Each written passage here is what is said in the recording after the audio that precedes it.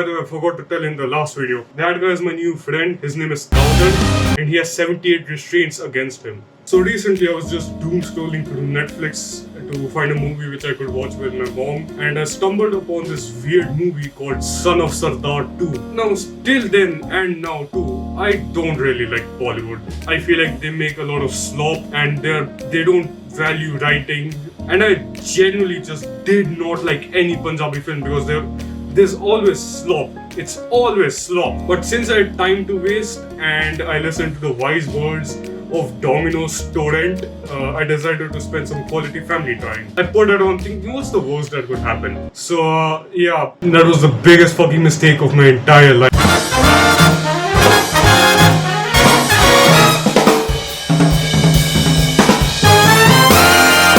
So for the characters, we got Jassi, who's a typical Punjabi farmer, Dimple, who's Jassi's wife, and then Bebe, who's Jassi's mom. Then there consists of two families. One is the musical family and the other is the Sadhu family. Now the musical family consists of Danish, who's the main lead, Rabia, who's his wife, Simran or Saba, but I'm gonna just call her Simba for convenience. She is Danish's daughter.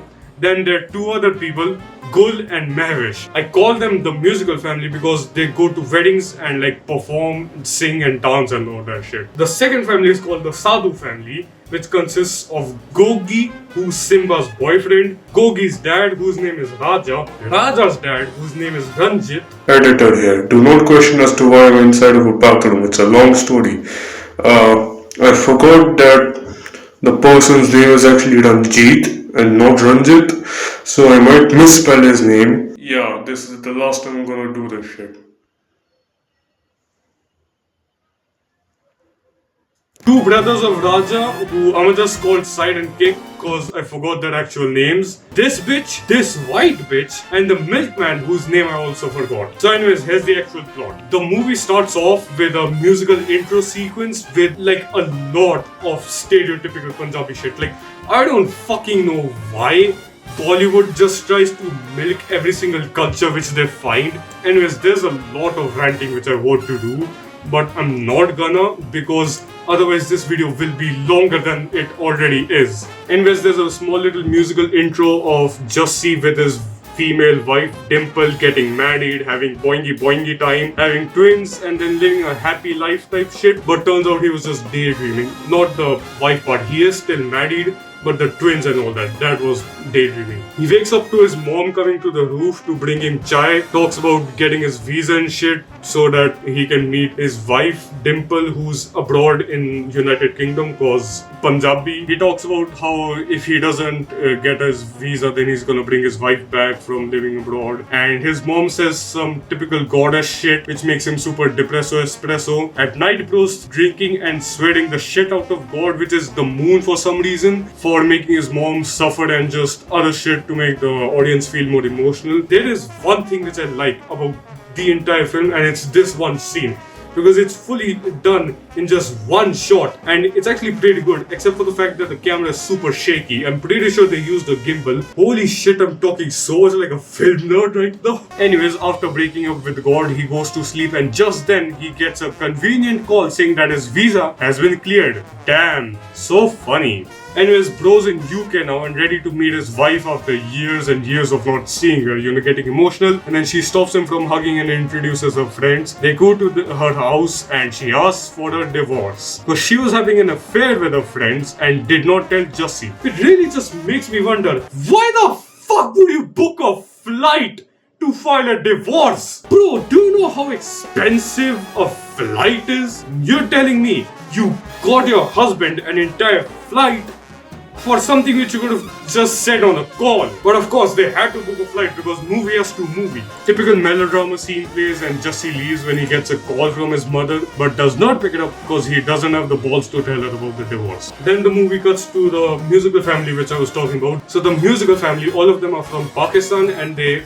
attend weddings and dance and all that in UK, but they only do that for Indian weddings. So that doesn't really make sense, but whatever. Anyways, back to the movie. They all make fun of each other's problems, and then holy shit, another musical sequence! Fuck you, Bollywood, suck my dick! During the entire song, Jussie shifts into his friend's place, whose wife is really fucking pissed about him, and at the end of the song, Danish flees the pack and runs away with a Russian girl to get that Rasusi and files a divorce. After that, Simba's boyfriend Gogi comes to pick her up, and by boyfriend I literally mean sugar daddy. Gogi talks about his dad not liking Pakistanis, which is inconvenient because Simba is from Pakistan, and he's talking about making the families meet to plan up a wedding, but Simba really doesn't want to because she hasn't told Gogi about her being from Pakistan. Simba guilt trips Gogi into not making them introduce because otherwise she don't get that wiener. Cut to Jussie, who's getting life advice from his drunk friend who sets up a meeting with him and a female lawyer, and back to Rabia where the girls decide to set her up with a dude to probably get her mind off of Danish and get some tango. Now both of them are meeting up with their respective partners in the same fucking cafe, and then Rabia mistakes Jussie for the dead guy and Jussie mistakes her for the lawyer, even though there's a fucking female lawyer in front of him and this dumbass bitch doesn't once question her. Holy shit, this pisses me off so fucking much. And then Jussie keeps on rage baiting Rabia by making her sound like a hooker, and then she proceeds to fucking stab him with a fork. I do not know why I turned British. And then bro faints. The guy who was actually supposed to be on a date with Rabia comes so fucking late, looks at the fainted man, and then runs away, and then the fucking lawyer says that she's a lawyer. Now riddle me this one, Batman. Why in the Kentucky Fried Chicken Zinger meal combo with peri fries and a Diet Coca-Cola? Fuck! Did she not say jack shit before this? Holy satanic ball-forged logic! Anyways, back at Rabia's place, Jussie thanks for letting him stay at their place as a tenant. The gals do some awkward shitty humor convos, and I think they're trying to make fun of Jussie. He gets a call from his mom, gets depressed so again, and then Rabia decides to help Jussie out by pretending to be Dimple. Melodramatic shit happens, Jussie gets emotional, talks about how he can repay the debt. Later at night, there's a fire outside, and Jussie wakes everyone up. Simba goes to check it out, and Gogi had proposed to her and wrote with fire, "Will you marry me?" Meanwhile, Jussie was doing fucking Superman shit and trying to find water to extinguish the fire. When he couldn't, he picks up a gallon of what looks like fire, which is actually barbecue fuel. Big boy explosion, funny gag happens, and then Gogi goes to his very strict principal follower dad, Raja, who's actually a millionaire and has the case of mispronouncing words into sounding like other sexual words for comedy. Like he mispronounces tips for tits. Again, peak fucking comedy.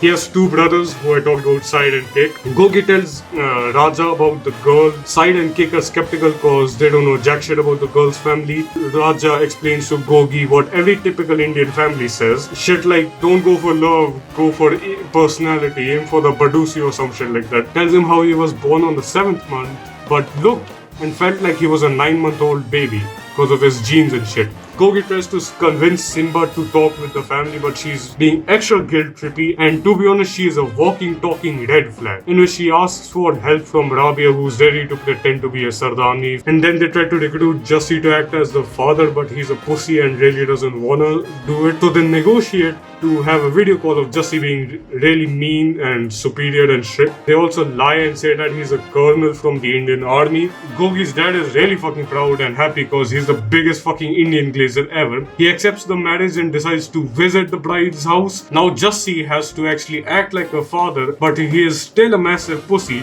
so he leaves. And then Gul tries to convince Jussie to play along, saying that Rabia has fifis for him and really likes him, and they all try to make Rabia look sexy to seduce Jussie, and motherfucker, another musical, I'm gonna kill my— What the fuck is this CGI? Holy shit, it looks like a cheap ass Glucon D ad. Anyways, Gogi's family appears at their house in full fucking FBI getup. Like, damn bro, not even Trump has this much protection. Now there are many fucking times that Jussie does some random bullshit, or like somebody does some random bullshit which completely exposes them, but I'm not gonna go over them because no matter what, fucking dipshit Raja, being the India Dickmaster 4000, completely negates all that and still keeps on trusting Jussie being a colonel. Literally 5 minutes into both the families meeting, Side and Kick ask Jussie about any war story, and Jussie literally recites the entire movie called Border. And the worst part is, they fucking go along with it. Holy shit, there's so many plot holes in the movie that it feels like they took the plot and then ripped fucking 20 machine guns at them. Anyways, more random bullshit happens. The wedding is planned. Now comes the problem that Jussie is really scared of flights and going on a plane. And the only way to calm him down is not any breathing tactic or some medicine. The only way to calm him down on a flight is opium. Not accurate for Punjabi. Anyways, now they have to find opium, and opium is made using poppy flowers according to their knowledge. And where do they find these? Well, of course, a Fucking cemetery! then they make Jussie drink some opium tea and What the fuck is this? What type of drug is this? What the fuck is happening? What the fuck is this? you guys wanna know the worst part of all this? I'm only halfway done. I have 1.5 hours more of this shit.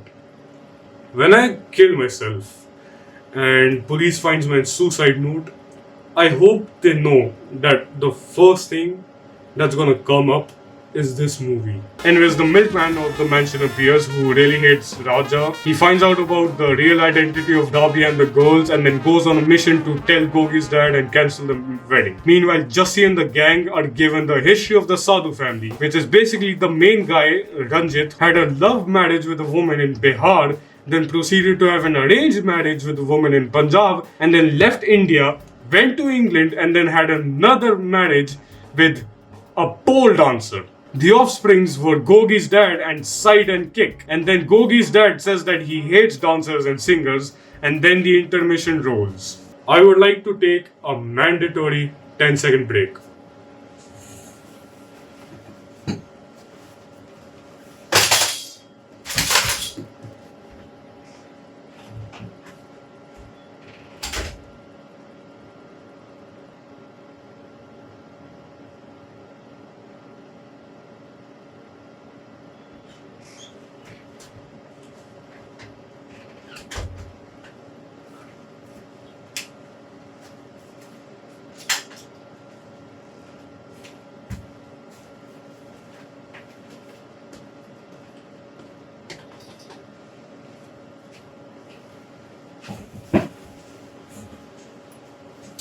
Anyways, back to bleaching my eyeballs. After this, all the girls go shopping and leave Jussie behind in the mansion. He meets the white mother of Sidekick and Gogi's dad, and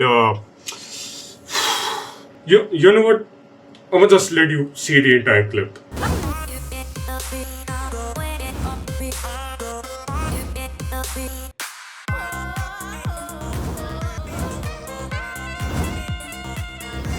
Oi,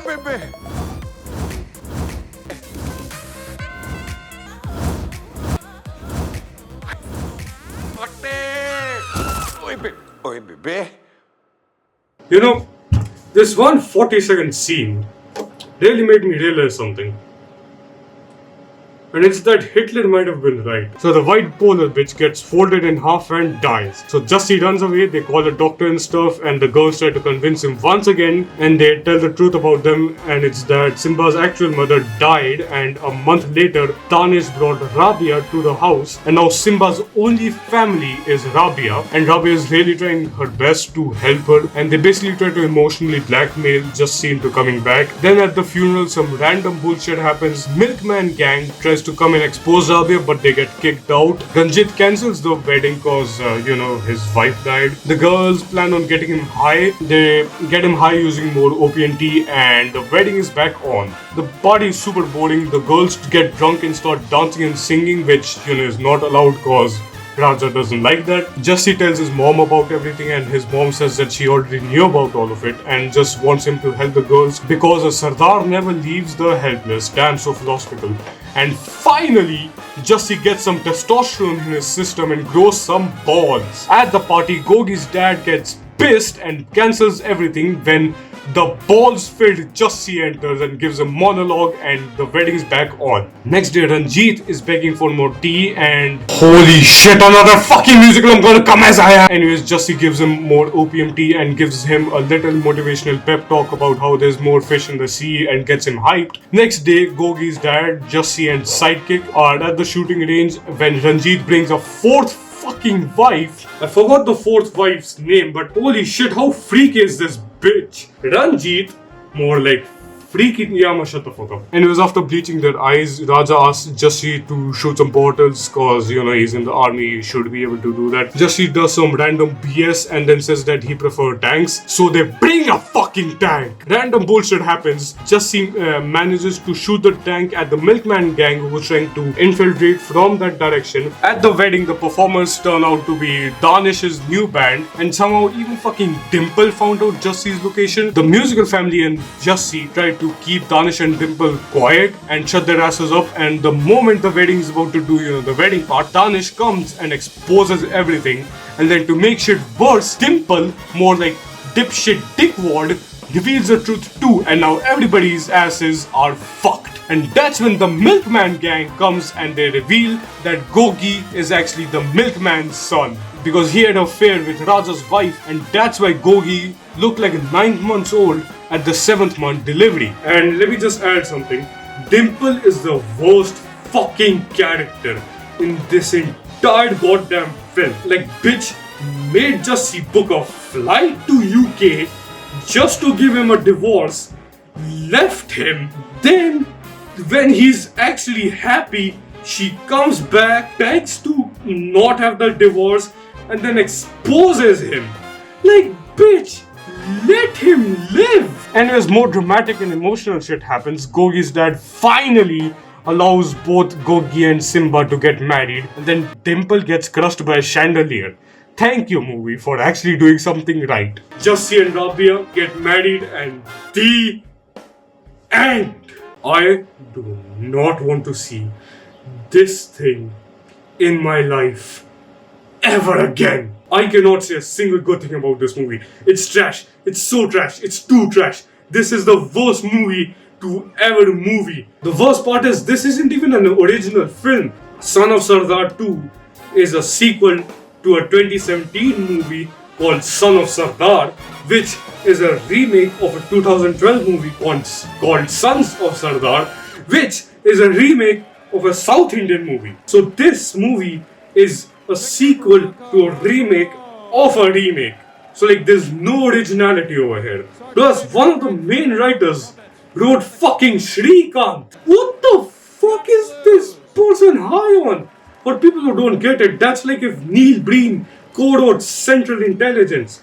There is no similarity, but I'm talking about the writing portion. Leaving everything aside, I'm so glad that the entire movie is done and there's no more musical. Oh yeah, I forgot the end credits. Let me just see them real quick.